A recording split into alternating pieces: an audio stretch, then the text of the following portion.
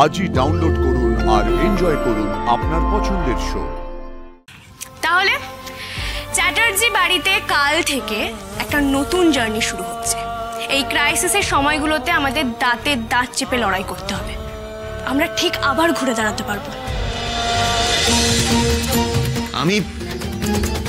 আমি আশিকে ভালো নাই বাঁচতে পারি, কিন্তু আমি এটা জানি যে আশি যা বলছে আমার ভালোর জন্যই বলছে। তাই প্লিজ দয়া করে তোমরা ওর ওপর চোটপাট না করে ও যেটা বলছে সেটা শোনো প্লিজ। বজরংবলী, এই যে স্যার মাঝে মাঝে সবার সামনে দাঁড়িয়ে আমার পাশে দাঁড়ান, আমার হয়ে কথা বলেন, তখনই আমার আশাটাও বেড়ে যায় গো।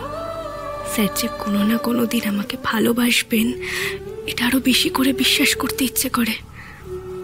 তুমি আমাকে শক্তি দিও, যে মানুষটা আমাকে এতটা ভরসা করছে আমি যেন তার হারানো সম্মান ফিরিয়ে দিতে পারি, ওনার মুখে যেন হাসি ফিরিয়ে আনতে পারি।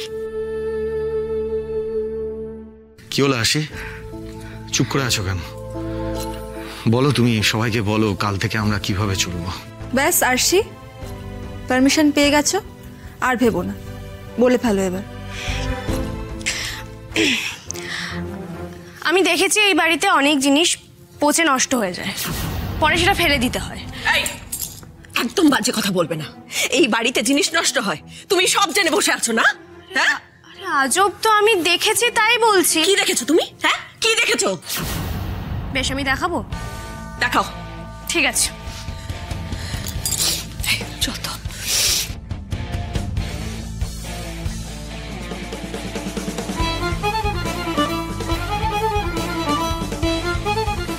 এই যে সবজির ট্রেটার অবস্থা দেখুন।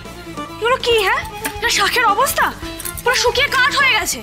আর এ বাবা, স্যার কুমড়োটা দেখুন, হ্যাঁ কুমড়োটা দেখুন, পুজোর আগে এসেছিল বোধহয়, পচে নষ্ট হয়ে যাচ্ছে সবকিছু। এই ফুলকপিগুলো দেখুন, পুরো ছাতা পড়ে গেছে দেখুন। আরো আছে, দাঁড়ান, এখনো শেষ হয়নি।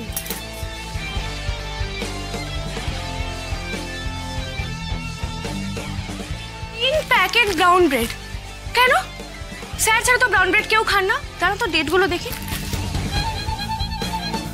এক্সপায়ার হয়ে গেছে ডেট। স্যার দেখুন আপনি, কি অবস্থা। আরো আছে, দাঁড়ান।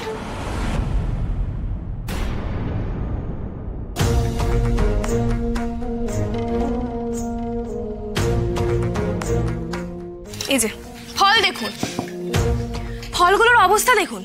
কি কি ফল এগুলো? হ্যাঁ, এটা ড্রাগন ফ্রুট, এটা অ্যাভোকাডো, কিউই। বাবা কি বড় বড় নাম, আর শুধু নাম। দাম কত বলুন তো এগুলোর? আর এই দামি দামি ফলগুলো এখানে নষ্ট হচ্ছে। আর এই আপেলটার অবস্থা দেখুন, শুকিয়ে ক্রিকেট বল হয়ে গেছে। মানে কি এই দামি দামি ফলগুলোতে কি হাতি ঘোড়া বেশি গুণ আছে আমি তো বুঝতে পারি না। কেন আমাদের দেশি ফলে কি এমন কম গুণ আছে বলুন তো? এবার থেকে এইসব ফল আনা বন্ধ। আমাদের দেশি ফল পেয়ারা, আপেল, নাশপাতি, জামরুল এগুলোই খাওয়া হবে, শুধু স্যারের ক্ষেত্রে অন্য নেই। আরো আছে, দাঁড়ান দেখাচ্ছি।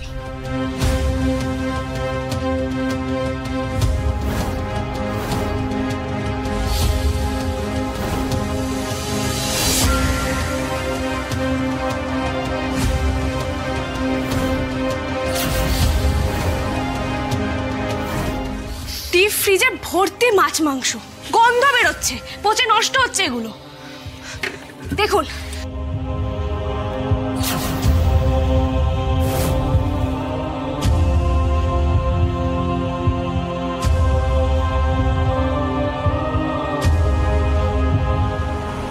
কিরে মেজো, কিছুই তো ঠিক করে দেখিস না। আজকে তোর জন্য ওই মেয়ের কাছে আমাকে কথা শুনতে হচ্ছে।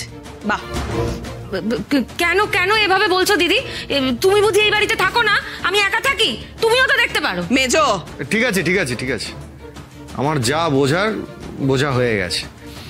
আসি, কন্টিনিউ। এই বাড়িতে এক একজন এক এক রকমের ব্রেকফাস্ট করে, সেটা কাল থেকে বন্ধ করতে হবে। হ্যাঁ, স্যারের জন্য আলাদা ডায়েট ফুড বানানো হবে, কিন্তু বাদ বাকিদের জন্য রুটি আর তরকারি। কি হয়েছে? রুটি তরকারি?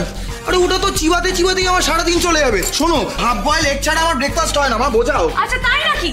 তাহলে তোমাকে ব্রেকফাস্ট করতে হবে না, তুমি একেবারে লাঞ্চে বসে যাও। আরে বাবা, রুটি তরকারি তো ভালো ব্রেকফাস্ট আয়ক। Arshi, I have no problem. হ্যাঁ রে ভাই, আমিও তো রুটি তরকারিই খাই, খুব ভালো। বেশ, আর দুপুরে হবে একটা তরকারি আর ভাত, 3 দিন ডিম, 1 দিন মাছ, 1 দিন মাংস, আর মঙ্গল শনিবার নিরামিষ। ও বাবা, এ কি বলছে রে? কি রুটিন বলতো, বুঝতে পারছি না। তুমি চাপ নিও না, আমরা বাইরে থেকে ননভেজ অর্ডার করে লুকি লুকি খেয়ে নেবো ঘরে বসে। লুকি লুকি খেয়ে নেব? টাকাটা কে দেবে? গৌরী সেন? ছোট সব আজে বাজে কথা। কাকিমা, গুজর গুজর ফুসুর ফুসুর একদম করবেন না। রুটিন ঘেটে গেলে কিন্তু আমার মাথা ঘেটে যাবে, সব গড়বড় হয়ে যাবে। কোথায় ছিলাম আমি? খাবারের প্রসঙ্গ হলো, এবার আসি আমি গাড়ির প্রসঙ্গে। আমাদের বাড়ির লোকজন তো পাশের বাড়ি গেলেও গাড়ি নিয়ে যায়, সেটা কিন্তু বন্ধ করতে হবে।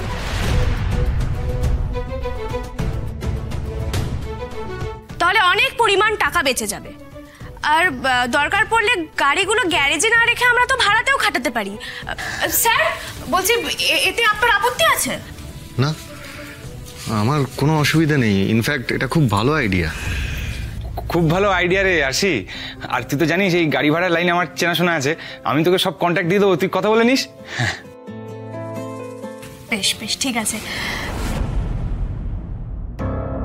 কাকিমা,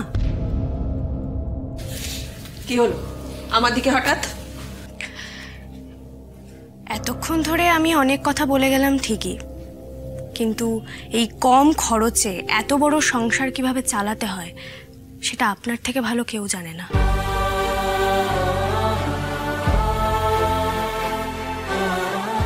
ভগবান যখন আবার পুরনো জায়গায় ফিরিয়ে দিয়েছেন, তখন কিন্তু আপনাকেই হাল ধরতে হবে কাকিমা।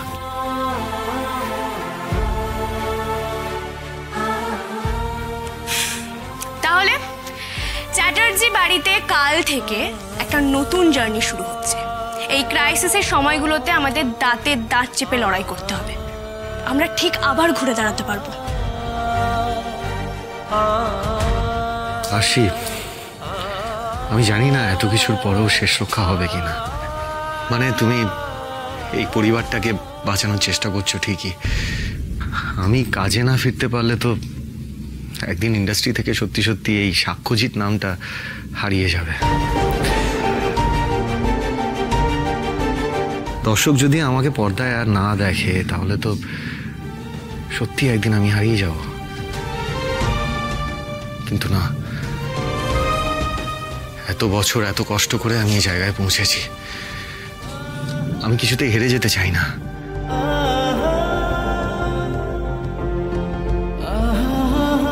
তোমরা যদি আমার পাশে থাকো, তাহলে আমি জানি আমি ঠিক ঘুরে দাঁড়াতে পারবো। আমি আমি তোমাদের মুখে হাসি ফোটাতে পারবো। তবে আমারও নিজেকে খুব অসহায় লাগছে এই মুহূর্তে। আমি জানি আবার সব নতুন করে শুরু করতে হবে, অনেক স্ট্রাগল করতে হবে।